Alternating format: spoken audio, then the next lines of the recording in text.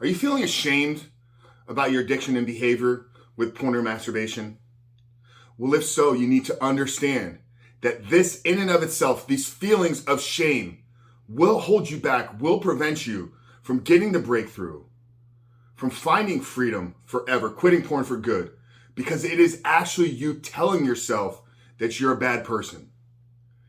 And if that's how you view yourself, if that's the identity at which you see yourself as, you will never be able to fully break this addiction.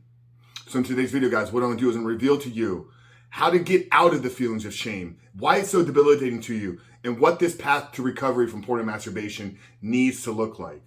But before we do that, guys, remind you who we are and what we do here. My name is Frank Rich, CEO, founder, and head coach at Rebuilt Recovery.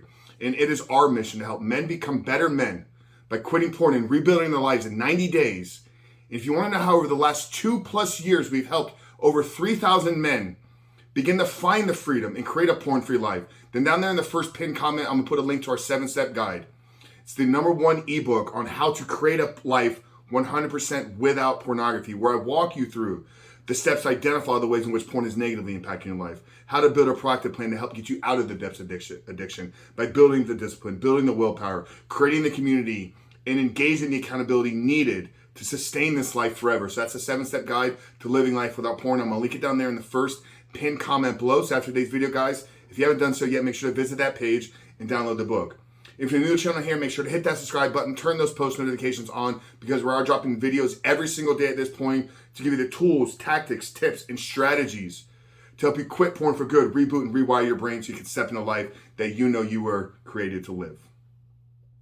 But let's get back to today's topic, guys. We're talking about shame and why you need to avoid feeling shame and how it can be debilitating and destructive and actually prevent you from finding the freedom that I know you deserve.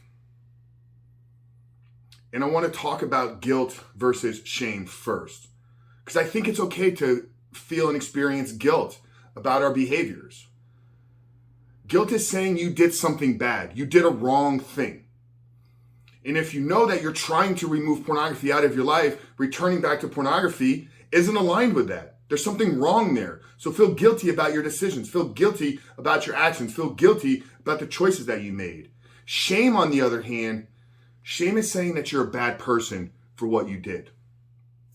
And if that's the lens at which you see yourself through, if that's how you identify yourself as a bad person, how do you think that's going to prevent you from actually being able to do what's necessary? You know, we talk a lot here. We talk very deeply on the Superhuman Life podcast about our subconscious programming, about wiring these patterns of behavior that we are not even aware or in control of. This can be stemmed from trauma, from early childhood programming, from our genetics, from our predispositions. But a lot of our behaviors, a lot of our thought patterns, a lot of our processes that we take out throughout the day are happening behind the scenes at a subconscious level, where if you're identifying yourself as a bad person because you're experiencing feeling with shame, then subconsciously you're going to do things to self-sabotage yourself. So this is why it is so important for us to not even experience or feel the feelings of shame or feeling ashamed, because it will manifest itself in some type of self-sabotage. So now we understand why we need to avoid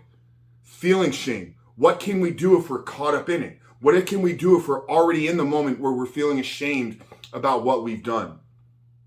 The first thing is to remind yourself that your actions and decisions are not you. They do not dictate your life. They do not dictate your identity. Once again, they are choices and decisions that you made that aren't aligned with who you are and who it is you're trying to becoming. But your choices are not you. So separate the two. Get clear on who you are. Get clear on who you're becoming. But then remind yourself that in this process, you're going to make some missteps. You're going to have some struggles. You're going to have some setbacks and some challenges and some roadblocks that you're going to need to persist through.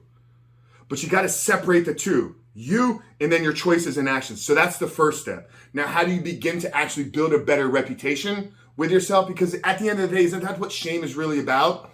You're not happy with yourself. You don't have a good reputation with yourself. So how do you change that? How do you build a good reputation so you no longer look at yourself as a bad person? Well, start by doing the small things that you say you're going to do, right? Isn't that actually what our reputation is? It's how we perceive our ability to actually do the things that we say we're going to do. Do we trust ourselves when we say we're not going to look at porn? Do we trust ourselves when we say we're going to go to the gym and get the workout in? Do we trust ourselves when we say that we're not going to eat the cookies and ice cream at night because we're dedicated to changing, transforming our physique? Do we trust ourselves when we say to the other person, yeah, man, you can actually count on me. I'm here for you, brother, whatever you need. Do you trust yourself in those moments? Or do you feel ashamed about actually what it is you're saying? So you want to reverse the way you look at yourself. You want to get out of these depths and feelings of shame. Begin to keep your word. Begin to become the man that when he says he's going to do something, he actually does it. He actually follows through on it. That's how you hardwire literally a new reputation with yourself. And then over time, that becomes your new identity. That becomes the man that you see yourself as. And then when you've associated yourself with that identity, the man that does what he says he's going to do, then the next step is to say, hey, I'm going to stop watching porn. And you know what that man does?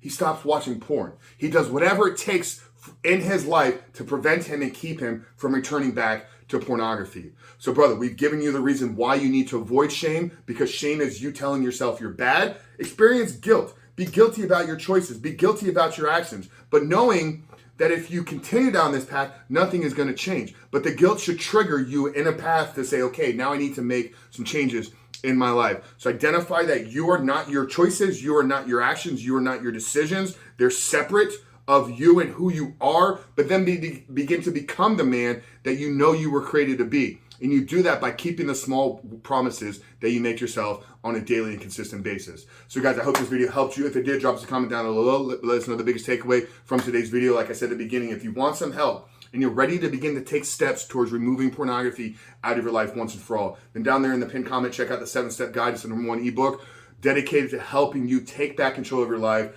reboot, rewire your brain so you can become the man you were created to be. But Frank Rich here at Rebuild Recovery. I love you guys. We'll see you on the other side.